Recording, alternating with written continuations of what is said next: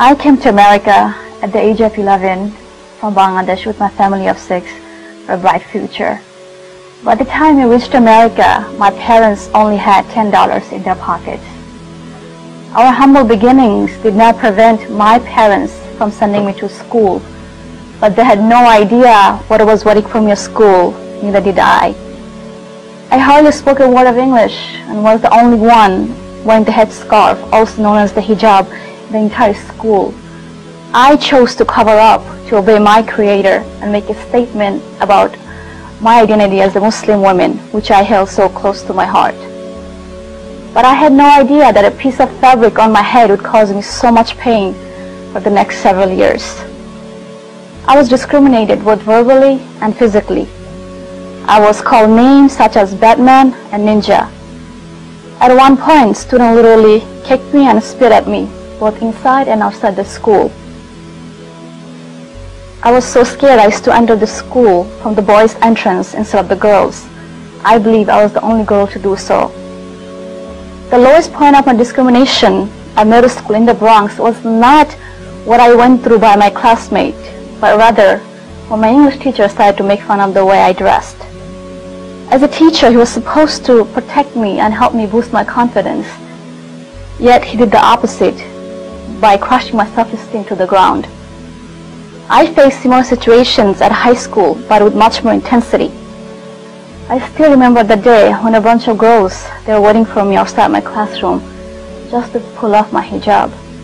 And of course, how can I forget the moment of being surrounded by at least 10 to 15 boys who spit and mocked my hijab.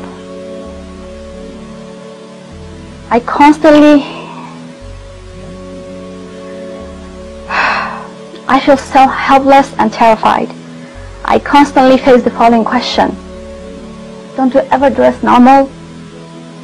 Constant discrimination continued throughout my high school years. I could have dropped out of my high school, but that was never an option for me. In fact, I graduated on top of my class. I was more terrified when I entered university during the time of 9/11. Being a Muslim in New York City after 9/11 was risky to begin with. On top of that, being a hijabi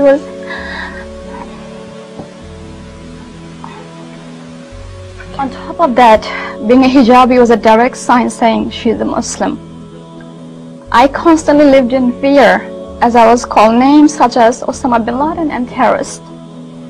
And of course, I could never avoid those stares as if I was from a different planet. I even got chased a few times on the street. It was a total nightmare. Fast forwarding few years, on October 1st, 2010, I launched an online hijab store called stunninghijab.com. One of the aims of my business was to serve others. I wanted to have a support system where Muslim women could share their hijab experience. Shortly afterwards, I started to receive emails from women across the globe. I specifically remember this 14-year-old girl named Aliyah from UK. She wrote me an email explaining how her classmate chewed gum and spit at her hijab, and it became a laughing matter just because of her hijab. I also received countless messages from women who got fired from their job and was rejected at their job interviews just because of their hijab. After reading all these messages, I was able to relate to them, sympathize with them, and knew exactly what they're going through.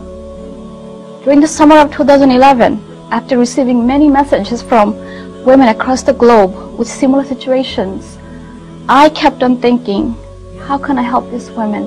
How can I help myself? That's when the idea of World Hijab Day came to my mind. I thought if I could invite women in all faiths, Muslim and non-Muslim, to walk in my shoes just for one day, perhaps things would change. I want to bring this idea to life, so I created a website called worldhijabday.com along with the Facebook fan page. I launched them on January 21st, 2013. My message was simply to invite women in all faiths across the globe to wear the hijab just for one day on February 1st, 2013.